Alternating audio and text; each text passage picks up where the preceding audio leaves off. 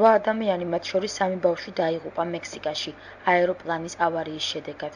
ადგილობრივი საინფორმაციო სააგენტოების ინფორმაციით, აეროპლანი კერძო პირს ეკუთვნოდა და ქვეყნის სამხრეთით მდებარე შტატ ჩიაპასკენ მიდიოდა, თუმცა ძლიერი ქარის გამო ავარია განიცადა, რის შედეგადაც აეროპლანს ცეცხლი გაუჩნდა.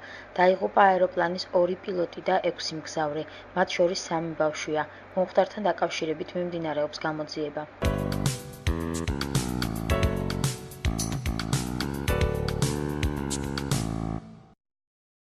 ამერიკის შეერთებული შტატების ყოფილი პრეზიდენტები ჯორჯ ბუში უფროსი და ჯორჯ ბუში უმცროსი 21 იანვარს ბარაქ ობამას ინაუგურაციას არ დაესწრებიან. CNN-ის ინფორმაციით, 88 წლის ბუში უფროსი ობამას საპრეზიდენტო ფიცის დადებას ავადმყოფობის გამო გამოტოვებს. უმცროსმა კი ვაშინგტონში ჩასვლაზე უარი მამასთან დარჩენის მოტივით განაცხადა. ყოფილი რესპუბლიკელი პრეზიდენტებისგან განსხვავებით, ობამას ინაუგურაციას დაესწრებიან დემოკრატი ყოფილი პირველი პირები, ბილ კლინტონი და ჯიმი კარტერი. ეს იქნება პირველი შემთხვევა 1999 წლის შემდეგ, როცა ინაუგურაციას არ დაესწრება ყოფილი პრეზიდენტი.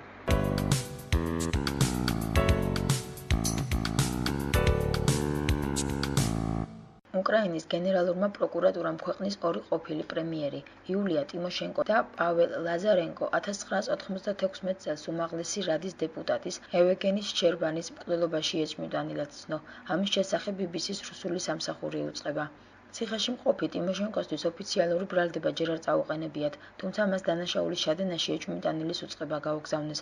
უკრაინის გენერალური პროკურორის განცხადებით, გამოძიებით მოპოვებული დოკუმენტები ცხადყოფს, რომ ტიმოშენკომ პაველ ლაზარენკოსთან ერთად დეპუტატის მკვლელობა შეუკვეთა. მკვლელობის მიზეზად კი გენპროკურატურა ბიზნესთან დაკავშირებულ კონფლიქტს ასახელებს. უკრაინის სისხლის სამართლის კოდექსის მიხედვით მუხლი, რომლითაც ყოფილ პრემიერს ბრალდებას წაუყენებენ, სამუდამო პატიმრობას ითვალისწინებს. იულია ტიმოშენკო უკრაინის ციხეში 7 წლიან სასჯელს იხდის. თანამდებობის უფლებამოსილების გადამეტების ბრალდებით ყოფილი პრემიერ-მინისტრი 2009 წელს რუსეთთან საგაზო კონტრაქტის ხელმოწერის ბრალდებით გაასამართლეს. გასული წლის გაზაფხულიდან მოყოლებული ტიმოშენკო ხარკოვის საავადმყოფოში მკურნალობს.